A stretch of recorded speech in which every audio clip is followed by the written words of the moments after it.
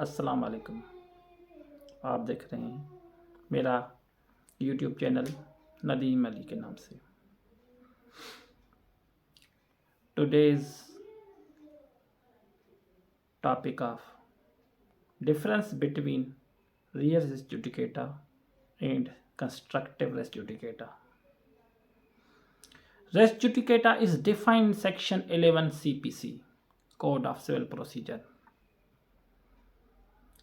Res judicata, doctrine of res judicata, when a suit was decided by competent court of law on merits over same subject matter between same parties over same cause of action, then the suit is barred under section 11 of res judicata. And now the question arises, what is constructive res judicata?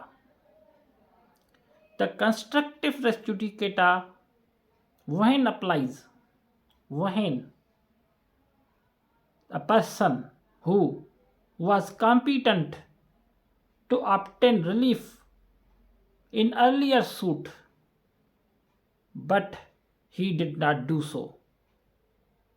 Therefore, the second suit over same subject matter between same parties over same cause of action is treated to be barred under section 11 constructive res judicata. For example, a person who has filed a suit for declaration and permanent injunction in which he has stated that he is not in possession but the possession is with other party, but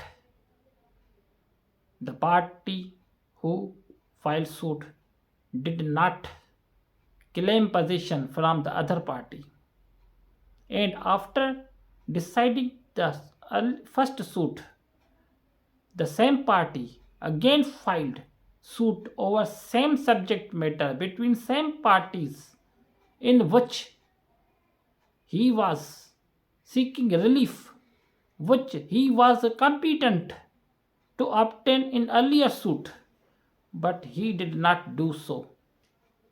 Therefore, the subsequent suit will be treated as constructive res judicata. There is also another example. A plaintiff filed suit for dissolution of marriage only, in which she stated in the plaint that at the time of marriage her parents given her dowry articles, but she did not claim in the suit.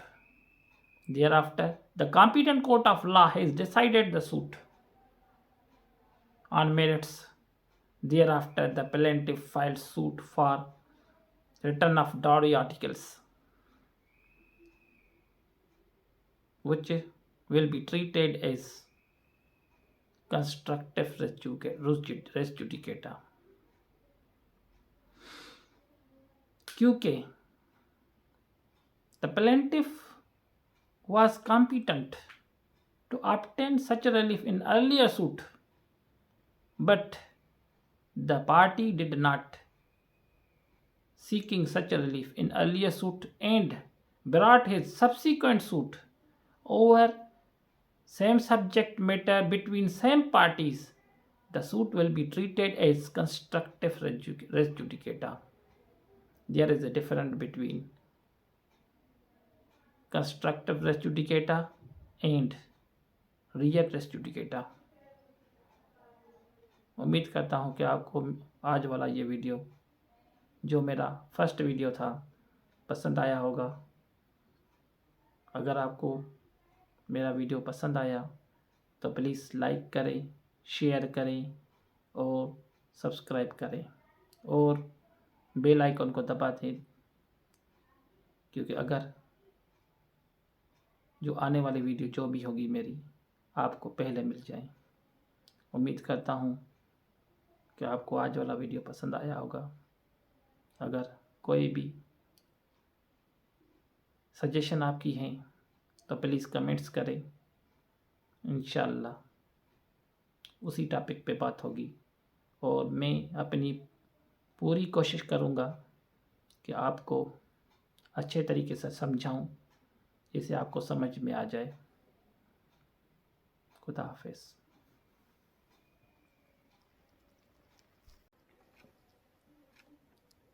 आज section 11 पे बात होगी,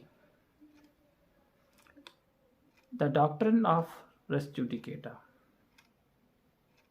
race judicata के आमतौर पे दो exam होते हैं, एक रियल रेस जुडिकेटा और दूसरा कंस्ट्रक्टिव रेस जुडिकेटा।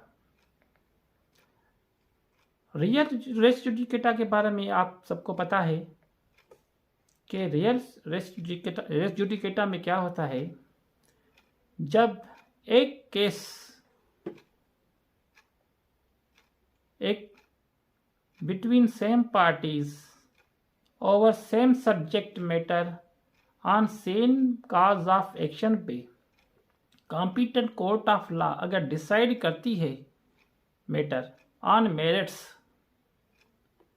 देन अगर उसी प्रॉपर्टी पे उसी पार्टीज के बीच में और उसी काज ऑफ एक्शन पे अगर कोई सूट आ जाता है तो वो बाढ़ हो जाता है। सेक्शन 11 रेस जुडिकेटा, जिसे आप रियल रेस जुडिकेटा भी कह सकते हैं। अब बात आ गई कंस्ट्रक्टिव रेस जुडिकेटा क्या है। कंस्ट्रक्टिव रेस जुडिकेटा एक ऐसा सूट जो आपने दाखिल किया हो, लेकिन आपके पास अपॉर्चुनिटी हो वही रिलीफ लेने के लिए जो आपने पहले सूट जो डिसाइड हुआ था उसमें आपने वो रिलीफ क्लेम नहीं किया, और अब आप एक और सूट दाखिल करते हैं उसी काज ऑफ एक्शन पे, लेकिन किसी और रिलीफ पे उन सेम पार्टीज के बीच में सेम सब्जेक्ट मैटर पर, तो आपका case section 11 constructive res judicata में हिट करेगा। अब कैसे? अब बात आ गई कंस्ट्रक्टिव रेस जुडिकेटा एप्लीकेबल कैसे होगा। मैं आपको एक एग्जांपल दे देता हूँ। सेक्शन 11 फैमिली लॉज पे भी एप्लीकेबल है।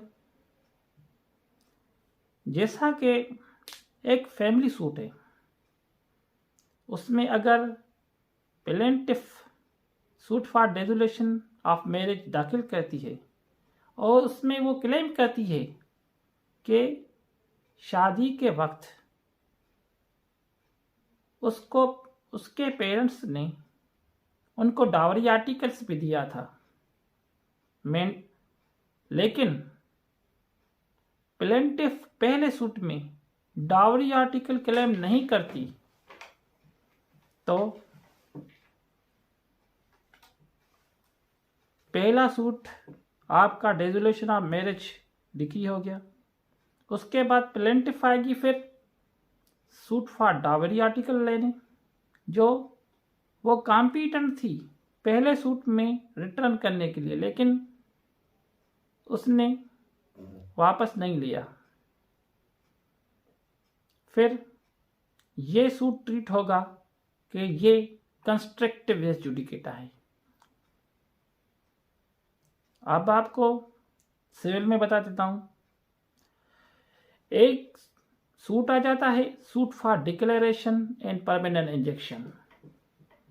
उसमें आप क्लेम करते हैं कि आपके पास पोजीशन नहीं है, पोजीशन अपोजिट पार्टी के बीच पास है, लेकिन आपने पोजीशन का रिलीफ नहीं लिया कोर्ट से और आपका सूट डिक्री हो भी गया, और उसके बाद फिर एक सूट दाखिल करेंगे कि भाई मुझे पोजीशन चाहिए।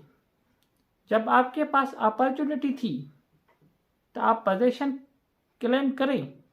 पहले सूट में आप कॉम्पिटेंट थे ये पोजीशन वाला रिलीफ लेने के लिए, लेकिन आपने नहीं किया, तो आपका सूट सेक्शन 11 में बार्ड हो जाएगा, जिसे कंस्ट्रक्टिव रेस जुडिकेटा कहते हैं। एक थर्ड ऑप्शन भी है। कंस्ट्रक्टिव रेस जुडिकेटा में क्या होता है, अगर मैं किराएदार हूं और मालिक मकान कोई और है, अब पोजीशन तो देखने के हिसाब से मेरे पास है, लेकिन कंस्ट्रक्टिव पोजीशन जो होगी वो माले मकान होगी, माल के मकान की होगी। आप समझ गए? तो सूट बार्ड तो हो जाएगा सेक्शन 11 में जब सेम मैटर पे between same parties over same subject matter, ये होगा रियल रेस जुडिकेटा। अगर आपका सूट पहले ही कॉम्पिटेंट कोर्ट ऑफ लॉ ने डिसाइड कर लिया है और उसके बाद आपने दूसरा सूट लेके आए हैं between same parties over same subject matter over same cause of action, जिसमें आपने वो रिलीफ लेना चाहते हैं कोर्ट से जो आप कॉम्पिटेंट थे अर्लियर सूट में लेने के लिए, लेकिन आपने नहीं लिया, तो आपका सूट बार्ड हो जाएगा under section 11 constructive res judicata. अभी ये डिफरेंस है रियल रेस जुडिकेटा में और कंस्ट्रक्टिव रेस जुडिकेटा में। उम्मीद करता हूँ कि आपको ये मेरा पहला वीडियो आपको पसंद आया होगा।